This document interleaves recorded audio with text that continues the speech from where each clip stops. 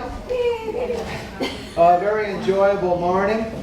This afternoon, Debra Downey, we're going to start with. She's an independent researcher. She's a resident of Sainte Genevieve and works as an advanced nonprofit professional in social services. She has published works on the history of her family's experiences with generational poverty and multi-ethnic experiences. Debra was raised in a family that respected and embraced their own various ethnic backgrounds and cultures. As Debra is descended from some of North America's earliest European colonial families, including Rodde Christi, her own upbringing has piqued her interest in those families' attitudes and behaviors toward and inclusion of people from other cultures. Please welcome Debra Downey, who will present the story of Rodde Christi, Sainte Genevieve's influence in Black American history. Good afternoon. Everybody wants to be the post-lunch speaker. So this morning we opened with hearing about how one of our local priests was talking about the French culture and kind of some of the sin in the French culture. So let's go ahead and get right to that right after lunch as well, right?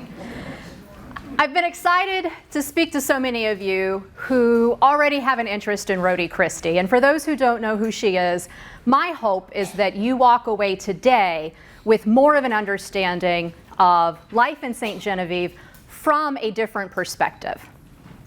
So, who was Rodde Christi? I want to start with pointing out this portrait is often published as a likeness of Rodde Christi, and I think it's safe if we leave it at that. I don't know that we have an actual portrait of Rodde Christi. I have researched this particular portrait. I find it on some blogs about her. I also find it in other places listed as just the likeness of a freed Creole slave. I want to display it though, because I think it's often helpful if we can visualize the people in history that we're discussing. And in this particular case, we have an unusual case of a black slave woman who married into society. So I really want to get a visual of what that would look like from the perspective of someone living in 18th and 19th century colonial America. So Rodde Christi, and some people have asked me if it's Rhoda or Rodde. I think she's listed as both, honestly.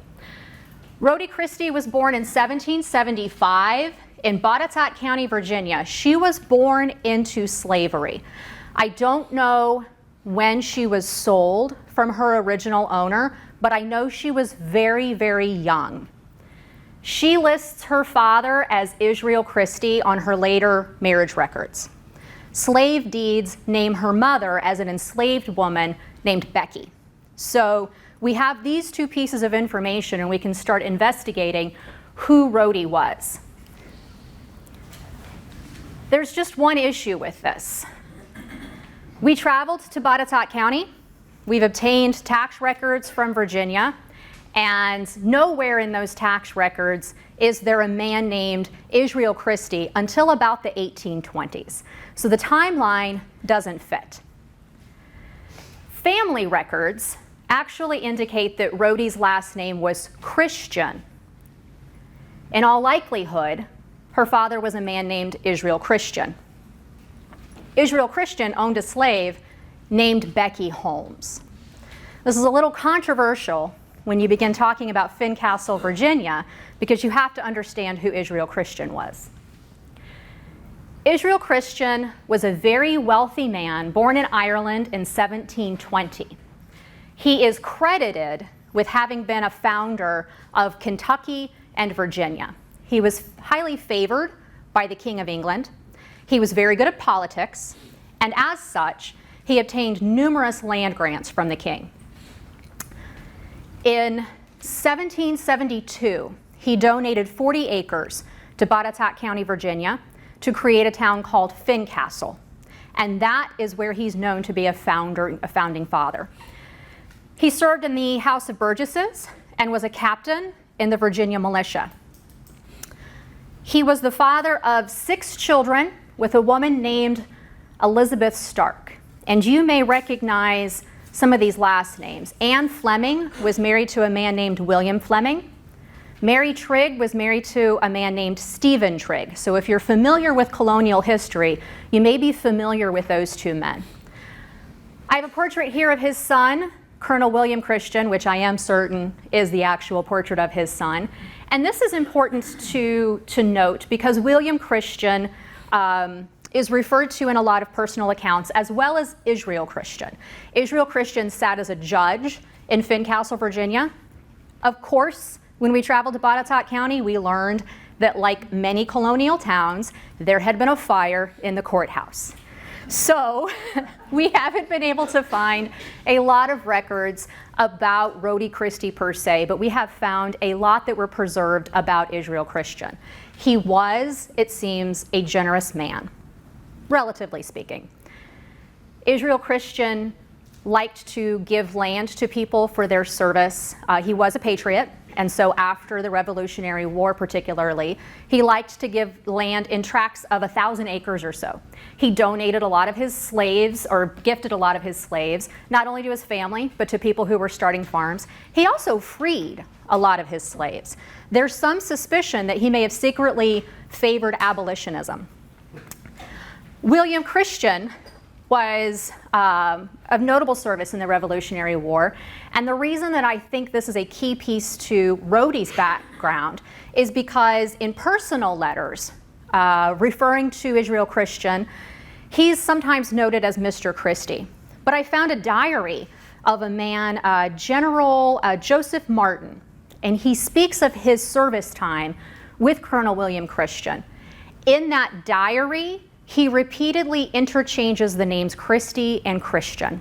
Colonel Christie, Colonel Christian. It seems to be very common, and it's very apparent when you read it in context. He's talking about William each time. So this is another clue that indicates Israel Christian is a candidate of someone who at least was the plantation owner who owned Rodde, and maybe who she's referring to as her father. Another clue in the mystery here. When you travel to Fincastle, Virginia, you find a colonial town that has a lot of the same pride we have here in St. Genevieve. Being founded in 1772, they've understood their history and they've preserved a lot of their buildings. There's a walking tour that you can take when you come into town. There's pamphlets right next to the courthouse. And in that pamphlet, we found property number 36, the Israel Christian House, built in 1772 as a one-story log cabin. The local legend is that Israel Christian built this house, and when he died, he freed his favorite slave, Becky Holmes, and gifted to her this house in Fincastle. Also in this story is the legend that Becky Holmes used this home to educate young blacks, and then when she was told, you can't do that here, she converted this into one of the first black churches. I love that story. I love the defiance in this story. She's told you can't teach blacks how to read, so she says, then they'll read the Bible. Who's going to say you can't be Christian here? But there's a problem with this story as well. Israel Christian died in 1784, and his will is public. And his will does not contain an inventory of property in Fincastle, Virginia. Nor does his will refer to Becky Holmes. He actually names 4 slaves, which seems to be what he was down to in his inventory. And those are Dorson, Isaac, Bill, and Kate. So nowhere is there Becky. Along those lines, much like in religion, I think in history, we have to take into account some tradition. These stories don't come from nowhere, so I think it's a credible theory that Israel Christian indeed gave a home to his slave upon freeing her when he left Fincastle, Virginia. He moved to Pulaski County, Virginia, and Christiansburg is actually named after his son William, and that's the area where he died. So I told you Rodde was sold at a very young age, and we don't know when. But what we know is that she ended up being a slave to a man named John Donelson. Some people may recognize the name John Donelson. What's interesting about this is that one of the family stories has been that Rodde Christi served in the house of Andrew Jackson and or his brother-in-law, Robert Hayes. There was speculation that maybe it was at the Hermitage, but her timeline and the Hermitage timeline doesn't match. There is, however, a bill of sale that does indicate she was a slave to John Donelson, and John Donelson was the father-in-law to Andrew Jackson and Robert Hayes. So this family legend has a tie, it just doesn't have the timing of the Hermitage. John Donelson also served in the Virginia House of Burgesses. This may or may not be his connection to Israel Christian. He led an expedition in 1779. Is anyone here familiar with Tennessee history or from Tennessee? He's considered the founder of Nashville, Tennessee. That's, you remember the Cumberland River stories that came from him. So that's his legacy. I don't have any evidence that suggests that Rodde was his slave when he made that journey. She would have been 4 to 5 years old, which is very young, but not completely unheard of. When I research the expedition, there's no account on his behalf that he brought slaves. But there are accounts of people who were on the journey. They tell stories of slaves who had fallen overboard in the river, or slaves who were fearful during storms. So there definitely were slaves on that expedition. I've seen some accounts that there might have been up to 30, and I've also read accounts that document that it was a mixture of men, women, and children. So we don't know for certain if Rodde was with John Donelson during this time when he left Virginia, or if she was purchased at a later time through maybe a slave trader across state lines. At any rate, John Donelson dies in 1786. It takes 5 years for his will to be probated. It's apparent that he didn't have all of his inventory in his will because his slaves are spread out among his 11 children by lottery. And Rodde goes to a woman named Catherine Hutchings. That was in 1791. So that leads her here to St. Genevieve now. Sometime between 1791 and 1797, Rodde Christi falls into the hands of a man named Benjamin Spencer. It seems that Benjamin Spencer was a slave trader. He could have been an owner, but we know for certain that by now she's been owned by 3 individuals, and she's made her way here to St. Genevieve in 1797 with 2 children purchased by the Gerard family. The Gerards married in 1795, that's right, and Marie later becomes Marie Laporte after she is widowed. She never has children of her own. I actually wanted to share this picture of her headstone that's in Memorial Cemetery. I'm imagining she might have been kind of a generous woman, or at least a kind one, because this headstone is inscribed by her stepchildren to their loving stepmother. So that's a little bit of a clue as to maybe some of her maternal instinct. I like to think she had maternal instinct. And the reason I like to think that is because after the baptism of Rodde's children, Marie takes ownership. Agnes and Orange are the name of her 2 children. They're baptized as Marie and Jean-Baptiste in St. Genevieve on October 8th of 1797. It's important to understand that Marie continues to own the children through documentation, while her husband owns Rodde. So, if anyone's familiar with Code Noir, it was supposed to be one of the more friendly slave codes in the United States. Children are born to their mother's situation, circumstances upon when they were born. So if they're born to an enslaved woman, they are enslaved. If they're born to a freed woman, they are freed. By definition, Rodde's children should remain enslaved. However, families are not to be separated. And children, it specifically says prepubescent children, are not to be removed or separated from their mothers. But Rodde is sold in 1800 to a man named Pierre Viriat, and her children remain in the Gerard household. So, who is Pierre Viriat? Well, now we have probably her 5th master here, maybe more, if there's a gap that we haven't located. Pierre Viriat is born in Lorraine, France, and it is notable that in France, Pierre marries and has 2 children. Sometime around 1798, he leaves France with his wife's money because he was not born wealthy and his wife was, comes to the United States and invests with a group of men in a place called Maine-le-Mont. So if you go to Fredericktown and you go to the courthouse, there is this monument here that notes the original founders of what was St. Michael's Village, Fredericktown today. There's no indication that Pierre Viriat was a divorced man when he lived in Maine-le-Mont. There is no record in France, there is no record here, and his wife doesn't die until 1823. I find it interesting, if I go to the various genealogy sites, that he's just kind of a ghost. We can sort of work backward into his family tree, but people have just left him alone. So I kind of think that maybe he shamed the family when he moved to the United States, and I'll tell you how in just a minute.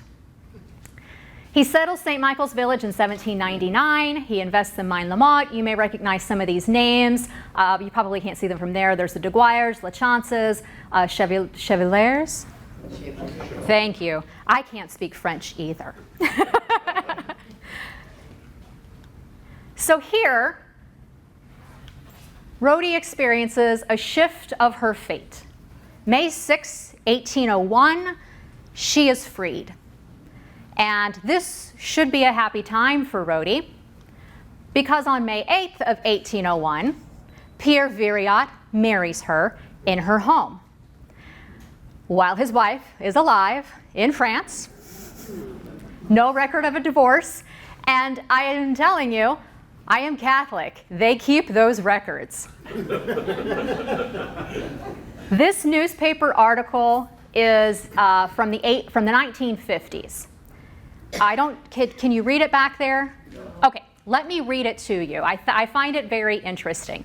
This is a write-up that you do when you're celebrating the history of your town, and they're listing all of the firsts that happened in Fredericktown. This reads, "The first marriage in Maine-le-Mont took place on May 9th, which is not correct, it's listed in the Catholic Registry as May 9th, on May 9th, 1801.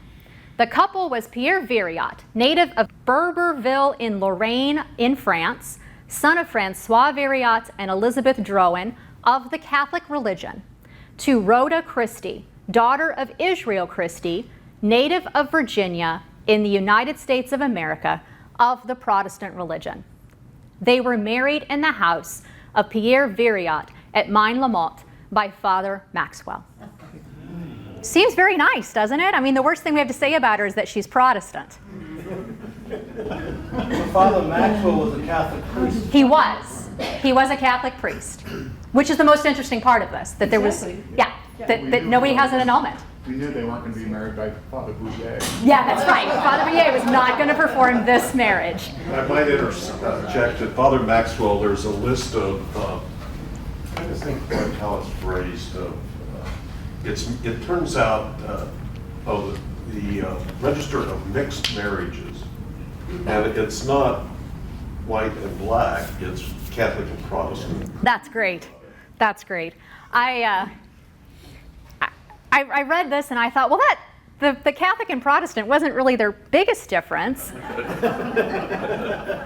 and being the first marriage in Maine-le-Mont's kind of cool, but that's not really what the history was. And then I saw the date on the article and realized it was in the 1950s.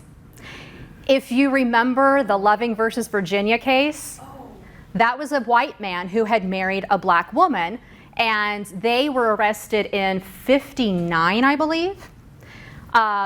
because it was illegal in their state to be, even though they married in Washington, D.C., where it was legal, in the state of Virginia, it was illegal to even have relations between races. That case wasn't settled by the Supreme Court until 1967. So imagine the 1950s, they're definitely not going to say that Rodde Christi was a slave woman, but she was.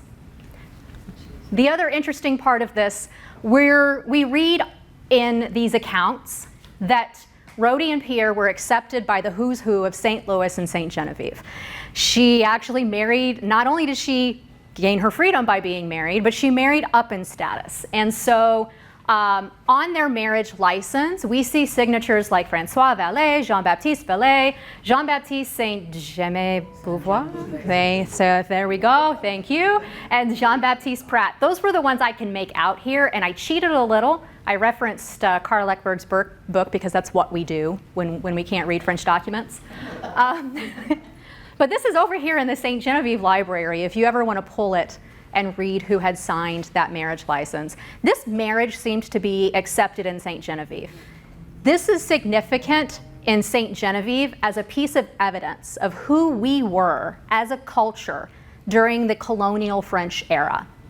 It doesn't seem as though anybody was batting an eye that Pierre just kind of floats over from France. They'd ignore the fact that he has a family. He has this woman who is described as a charming mulatto woman, someone who probably was poised and well-spoken. We're going to go celebrate, probably because, honestly, the French love to party. And I'm told that as a descendant of the French, right? When we would have big parties at our house, that's who we are, we're French. So you would think that this would be a happy time in Rodde's life. But remember, she has children that were left behind in St. Genevieve. And it is a common theory that Rodde made an agreement with Pierre Viriat. I will marry you, but you have to get my children. So it seems Pierre might have agreed, but probably just forgot. And I kind of imagine that it's a situation like when the man doesn't take out the trash and the wife's like, hey, what about the trash? Hey, the trash needs to be taken out. Because years go by and nothing's being done about Agnes and Orange. They remain in the Gerard household. Rodde remains in Maine-la-Motte with Pierre. I also believe that Pierre probably only spoke French. If he did speak English, he couldn't read or write English because he engages a friend in 1805. And he says, you know, my wife's really upset. She's got these kids, and we've got to get custody of them. There's a woman who was, her family was friends with Rodde later in life, and she actually theorized that Rodde had become unhappy in this marriage. The folklore is that Pierre wasn't as great of a husband as you would think she might get. He was also getting older. He probably was sick at this time, and she was getting impatient. So he engages his friend, Joseph Saucier LaChappelle de Libby. And this is my fourth great-grandfather with all of these last names. The fun that I've had trying to trace this man in Canada. Joseph is on numerous legal documents here in St. Genevieve, but I don't think he was a legal mind. He actually is noted in a lot of people's historic documents and memories as having been a cabinet maker. There's some rumors he may have built some of the places around St. Genevieve, including the Gabord Ballet House. He may have been helpful with that. I know for certain he built a few of the houses in Fredericktown because they note him as such.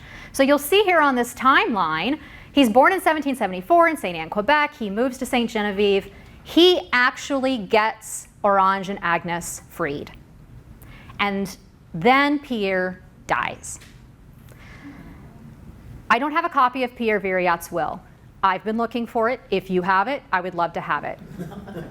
I know that 2 years later, Joseph marries Rodde.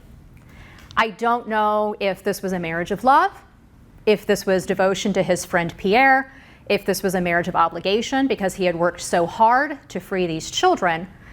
But regardless, this becomes his family, and he and Rodde have at least 2 more children. There's a possibility there were 4 more. I know for certain there was a third named Joseph, because the baptism records are here in St. Genevieve for Alfred, Ambrose, and Joseph. But I don't hear any more about Joseph after about 1816, so he may have died as a young boy. I also see evidence that there might have been a daughter born later, and the name is a little different. So sometimes it's Marie, but Agnes is also known as Marie, so I don't know if that's confusing. And the timeline is confusing too. They would have had to be older when they had her. At any rate, he has, at minimum, 4 colored children now, maybe 6. Joseph, I also want to note here that when Joseph was born in St. Anne, he was born to a man named Louis. Louis Saucier LaChappelle. The D. Libby comes later. And Louis had a brother named Pierre, who went by Pierre LaChappelle. These 2 men were voyagers from Canada. They're in the Voyager records, and they were coming to St. Genevieve through the late 18th, early 19th century until about 1812. And then Louis dies in 1819, I believe. So they were getting older. But that's probably Joseph's connection. They were orphaned as young boys. They were raised by the Catholic Church in St. Anne and educated there. I believe this is important because this is the likely place where Joseph became bilingual and understood law and understood a little more about legal documentation. His father was a highly educated man just by accident, by the circumstances of being an orphan. So Joseph and Rodde are married now. And as I said, Joseph's responsible for an entire family of colored people during an era when Missouri is transitioning from being a Spanish-French, you know how the French are, we're up and down with things, colony, to now becoming a state in the United States. And when we think of the era that we're discussing here, he connects with the family at the earliest in 1805. And now he has these children, and Missouri becomes a state in 1826, I believe? 21. So knowing the weight that he was carrying, he has a freed slave in a time when in the United States, in a lot of states, including Arkansas, slaves are re-enslaved once they're freed. They're at risk of becoming enslaved again, depending on what area you're in. It was just an arbitrary practice. So Joseph leaves St. Genevieve. I can put them in Madison County, Missouri in 1826. There are many accounts that say they moved back to Maine-Lamont. It's one of the reasons I'm interested in finding Pierre Viriat's will, because I'm wondering if he left to Rodde his property in Maine-Lamont. It's something that I'm curious about. His burial doesn't seem to have happened here. We don't have it on record here. I don't know where he would have been buried. If he would have been sent back to France, then I can't imagine he would have also been able to give property to Rodde. So it's an open question that we have. But they move, they go to Madison County in Missouri. They become friends with a family called the Bettises. There is a book written by a descendant of the Bettis family. It's called Borderers. The woman I said, Carla Berenger Rabinowitz. So she accounts that her family made friends with a mixed marriage couple, and that this couple were desperate to protect their children, to keep them from being enslaved, because they were running away from the United States laws. It's a pretty compelling story in her book, and a short one. The Lebees don't take much time there. We see them in census records in Lawrence County, Arkansas. And then we see them in Prairie du Roche, Illinois, where Joseph and Rodde die. We have Joseph's tombstone in the St. Joseph Catholic Cemetery. I talked to Rule yesterday. We don't have any account of where Rodde was buried. Still trying to research that, but she was a Protestant. She was a black woman, and there's no reason to believe that she would have been buried in St. Joseph with her husband, Joseph. So that does lead us to the question: were they trying to outrun United States slavery laws? Family legend is that that is exactly what Joseph was trying to do. He was trying to protect his colored children. Agnes dies in 1817. By now her name is Agnes Bowers. I'm not certain if who she had married or when that name was changed. But when she dies, she leaves behind 2 children named Joseph and George. I don't know what happened to Orange. The census records continue to include an older colored boy, so I think he lived with the family for some time and then was gone. There's a book called Missouri's Black Heritage. It talks about the manumission of Orange. Actually, when Pierre had those papers drafted, he wasn't kind about it. He had stipulated that Orange could not talk back. He could not break house rules. That if Pierre felt that he was at risk of being threatened by Orange, who was a 10-year-old boy at this time, then he would have him re-enslaved and he would sell him. So it wasn't necessarily a kind environment for the boys. I hope that my great-grandfather was a little kinder to the children, and I like to think that this was their truth. But one part of this leaves me unsettled. At some time when they lived in Madison County, Joseph and Rodde entered Agnes's 2 quote-unquote enslaved children into an apprenticeship agreement with a man named William Crawford. In that agreement, Rodde identifies herself as 2 things. She identifies herself as the boys' grandmother, and she identifies herself as the owner of Joseph and George, 2 slave children. They go to work on this farm with William Crawford. It left tingles up my spine, to be honest with you, because it contradicts the stories that we've held in the family, that Joseph was protecting his children from slavery.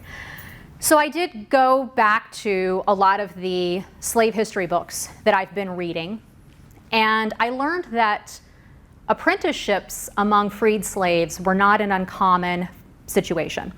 A lot of times these families were desperate for money.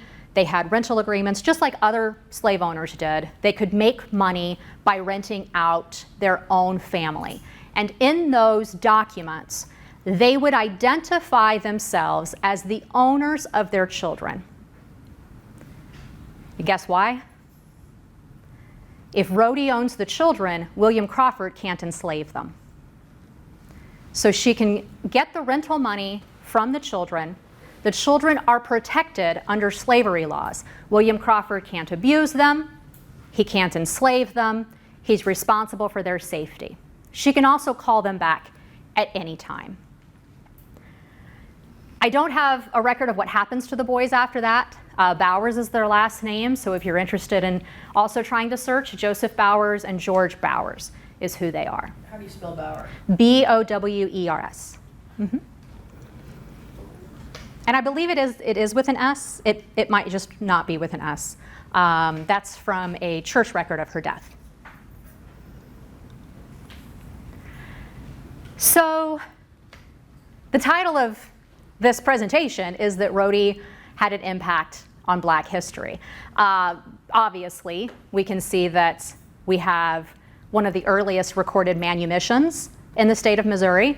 We have 2 early interracial marriages, one not really the United States, but by the time she marries Joseph, we are the United States. And then we have this term called passing.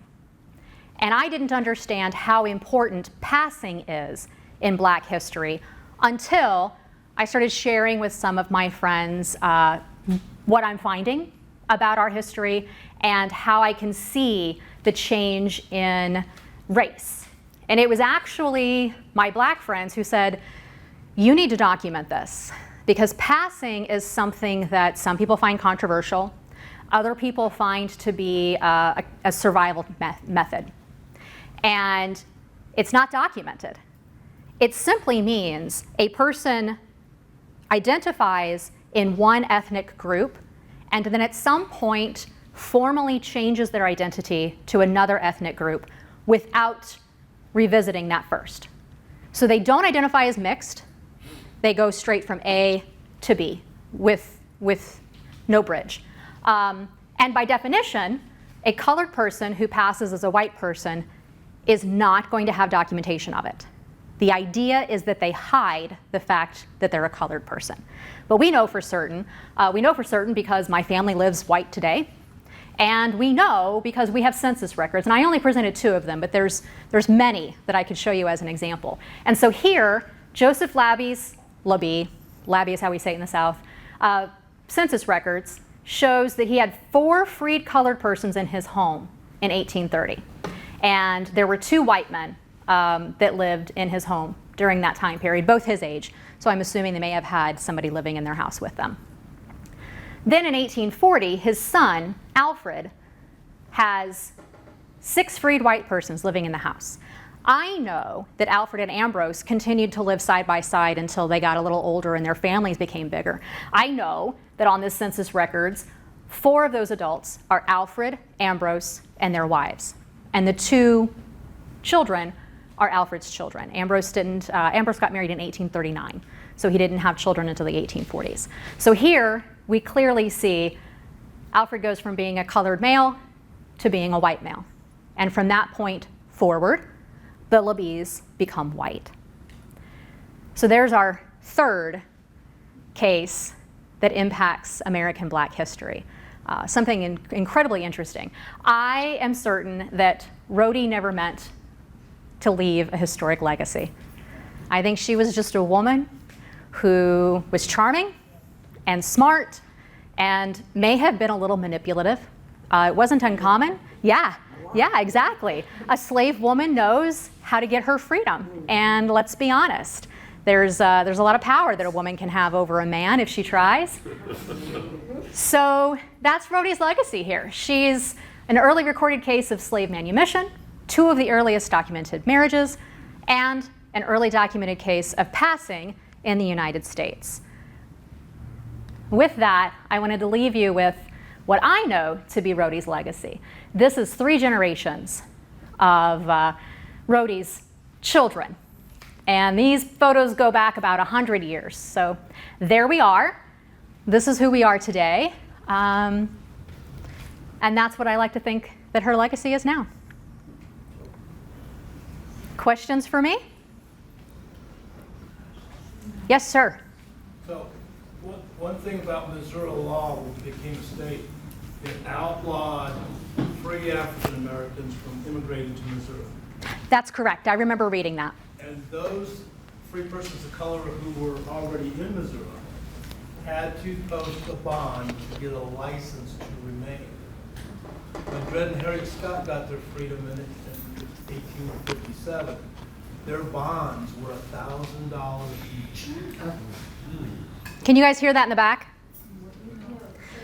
When Dred and Harriet Scott got their freedom in 1857, their residency bond, the money they had to post at the county courthouse to secure them being able to stay in the state, was $1,000 each. Or as it said, $1,000. I do believe, and I think I have enough documentation to prove it, that Rodde and Joseph moved back to Madison County, Missouri in about 1838 and very quickly went to Illinois because Illinois didn't have the same restrictive slave laws. So that may be one of the reasons why they claimed the boys as slaves as well, because if they were free, they would also have to post bond for them to remain in the state. That's a good point. Yes, my dear. There's a murmur in the back of the room. I'm hoping you will point out who the people in your collage. Oh, right. My sweet Aunt Vanessa's here today, so she'd like me to talk about our family. This is my grandfather. This is also my grandfather. He was a World War II veteran. This, I believe, is in France. I have another picture of him in Italy. These are cousins, and I know one of them is Claude Amos. I don't know who the other is. He's listed as a Labby cousin, though.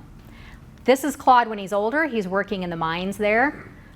This is my mom and her little sister. So my mother did not naturally have blonde hair, but she early in life decided she was going to be a beautician, and that's what that is. And then this is me and one of my cousins. And I only used photos that I had in my possession just to respect the privacy of my family. But we are huge. We are a big family. There were 10 children in my grandpa Ori's clan. There's 8 in my mom's. And then that's not even to count the ones before those. I know that, so we descend from Alfred Lebee's line. And I know Ambrose ended up having several children of his own. So I like to tell people when I meet people today and they say, oh, we didn't know what happened to Rodde's descendants. We're everywhere now. You can't get away from us. She had a lot of great-grandchildren and now great-great and great-great-great-grandchildren. Yes, sir? Pierre's family in France, whatever happened? I don't know. I am continuing to try to find Pierre's family in France. It doesn't help that I don't speak French. I know that his wife died in 1823. I have found that both of his children ended up marrying, and then it's kind of a dead end after that. I would probably have to know his current family and work backward to get to them. But it really is starting to feel like they might have just dropped him off of their family tree. And I suspect if they found out he got married here, they would probably be doing that. I wouldn't be happy. There's also numerous spellings of his name. We spell it here Virat. I've seen it spelled Veriat. And then I think because of handwriting, some people convert the R to a V. Yeah, I've seen VIV in a lot of historic documents too, or historic writings. So that might be part of the obstacle I'm having.